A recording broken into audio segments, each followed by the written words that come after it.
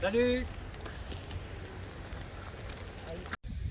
Salut tout le monde, c'est David, bienvenue à la croisée des chemins. Aujourd'hui, petite vidéo avec mon ami Pierre. Salut Pierre. Bonjour, bonjour. Donc Pierre, c'est dans le petit groupe d'amis avec lequel nous nous préparons aux événements à venir et au changement de notre société.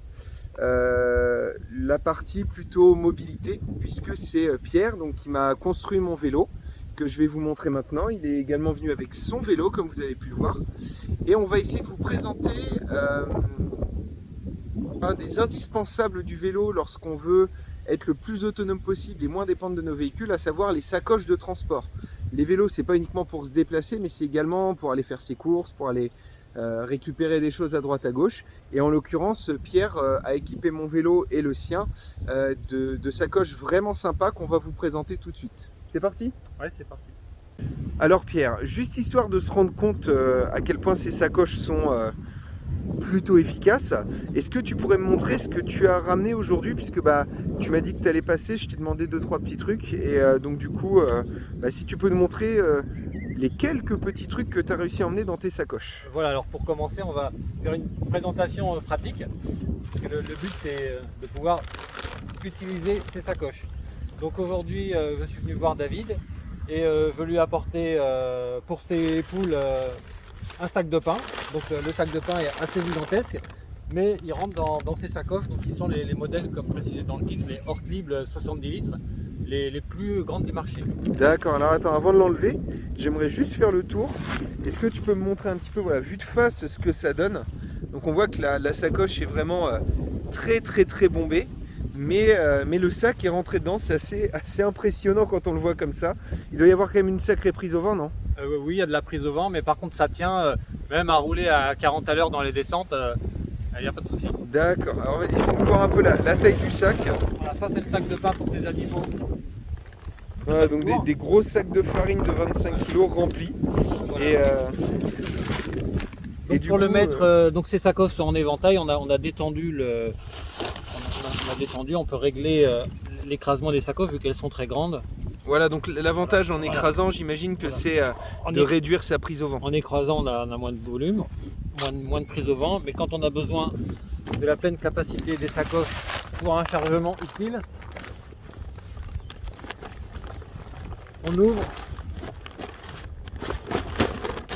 Et après, ah oui, puis c'est vraiment pas genre le truc serré descendre. quoi, ça rentre très bien. On fait descendre pour le voyage, je peux caler avec un tendeur, mais D'accord. voilà.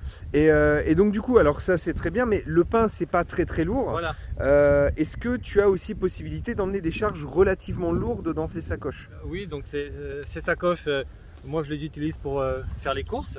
Alors là par exemple on voit la sacoche n'est pas hyper remplie, enfin visuellement ça paraît pas hyper rempli. Et dedans on a un gros pack d'eau, ce qui représente quand même déjà un certain poids. Voilà. Et voilà, après tu as donc moi je fais toutes mes courses à vélo. Et donc les packs d'eau, les sacs de pain, quel que soit le volume et le poids de ce que je peux acheter, grâce à ces sacoches et un porte-bagages assez solide, je ne suis pas freiné.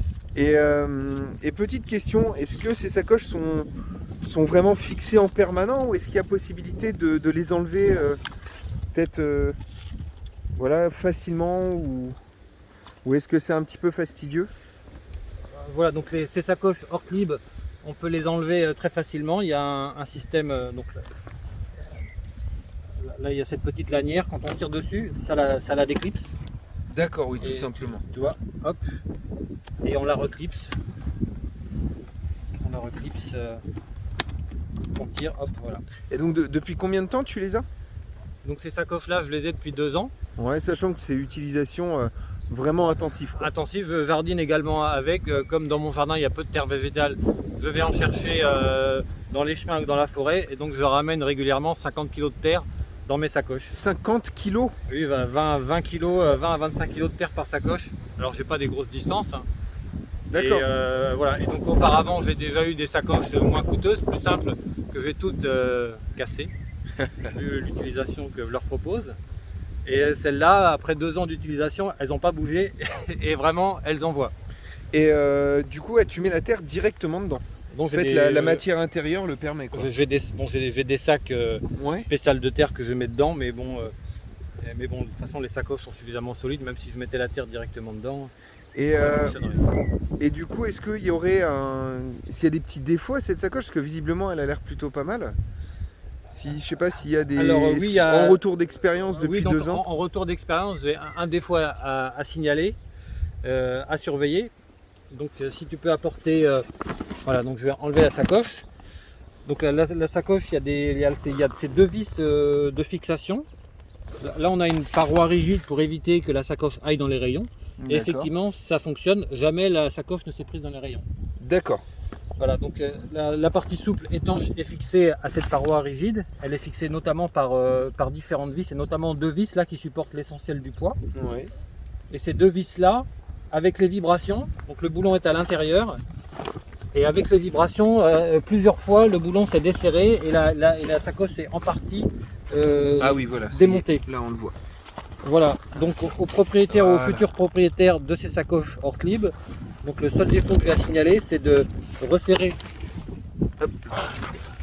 de vérifier le serrage de ce boulon en plastique régulièrement, parce qu'en fait il se desserre. Là il avait bougé un petit peu. Voilà, il y en a 2. D'accord. Bah, une fois qu'on le sait, de toute façon, il suffit de contrôler régulièrement. Voilà, les autres, Et rien tout à se passe bouger. bien. Ces 2 boulons, le serrage est à vérifier. Ok. Et dernière petite chose, les sacoches sont étanches, on est d'accord? Voilà, les sacoches sont parfaitement étanches. Bah écoute, ça t'embête si on vérifie? Je Ok. t'ai amené de quoi vérifier, hein. Attention, on va le faire sur les miennes, hein. On voit que Pierre a installé, c'est pas exactement les mêmes, mais c'est la même marque, et c'est juste que les siennes ont vécu un petit peu, c'est pas la même couleur. C'est le Mais même sinon, modèle en c'est le même version, modèle. 2022. Voilà. Moi c'est une ancienne version. Et du coup, bah, on va tester sur les miennes, on va essayer de voir si effectivement l'étanchéité est bonne ou pas.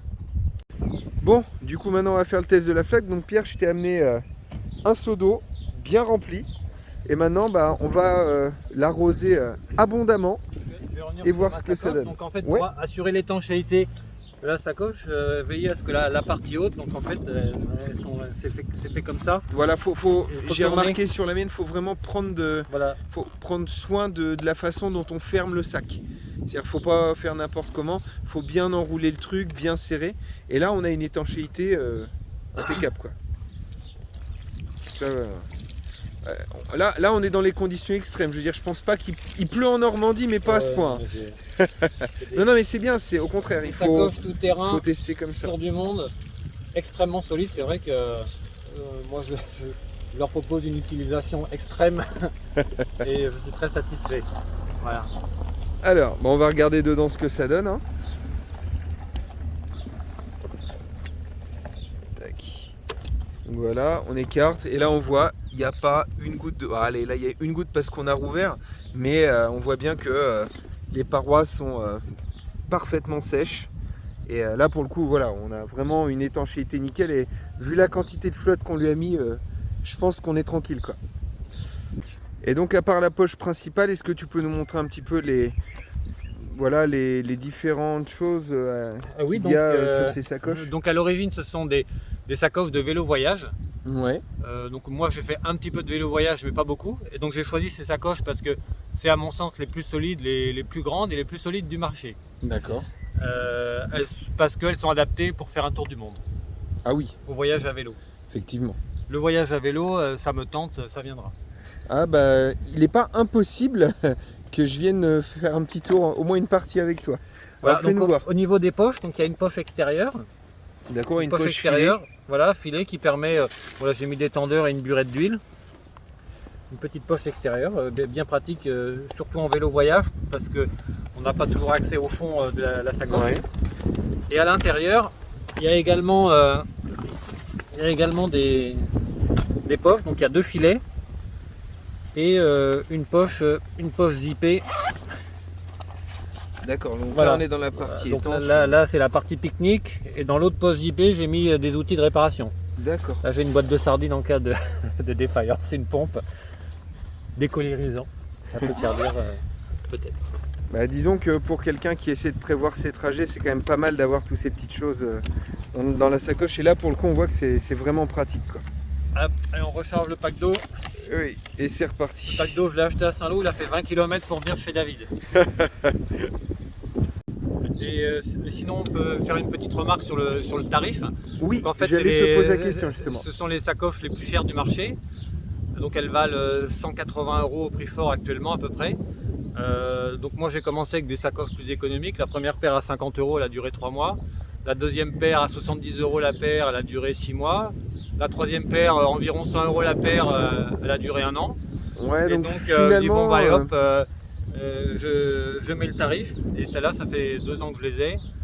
Je leur en mets, je leur en mets plein à la figure. c'est comme tout. Après, Et, le truc, c'est que si on veut que ça dure dans la longueur, bah, malheureusement, des fois, il faut mettre un petit peu le prix. Voilà, Mais elles paraissent un peu indestructibles, donc tout à fait compatible avec un état d'esprit d'autonomie parce qu'il faut du matériel fiable. après, au vu du prix, c'est pas non plus inabordable, même si ça reste un prix. Et surtout, vu l'utilité qu'on en a, Ouais. c'est vraiment hyper important. Ça permet d'utiliser pleinement son vélo. Voilà, c'est vrai que ce vélo-là qui est superbe, hein, sans les sacoches, bah, c'est pas du tout le même vélo. Il est beaucoup moins bien. Bon, on précise que à force de charger la sacoche comme un mulet, tu as réussi, c'est pour ça qu'on le tient avec la chaise, là, à casser la béquille. C'est pour dire à quel point les sacoches peuvent emporter. Voilà, Donc, effectivement, et moi j'ai la chance de ne pas l'avoir encore suffisamment chargé pour casser la béquille, mais en tout cas on va faire attention. Mais donc voilà, on voit sur les sacoches que c'est vraiment, voilà, c'est vraiment du bon matos, c'est bien fixé, pourtant c'est une c'est vraiment béquille solide, hein, c'est une béquille Trek. Et pour autant, le vélo étant tellement chargé par moment quand je vais chercher de la terre, en fait, oui, la béquille elle a cassé, c'est la troisième que je casse. Et donc bah, maintenant, il va falloir que je m'organise différemment, que je ne mette pas le vélo sur la béquille lorsqu'il est vraiment très chargé. Après, je tiens à préciser que pour toi, le vélo, en fait, tu utilises beaucoup plus ton vélo que tu n'utilises un véhicule motorisé, Voilà, quoi. le vélo, je fais 5000 km par an de trajet pratique, trajet travail, trajet course, trajet plaisir. Ouais, effectivement, ça fait des économies de cœur. Bah écoute, merci Pierre.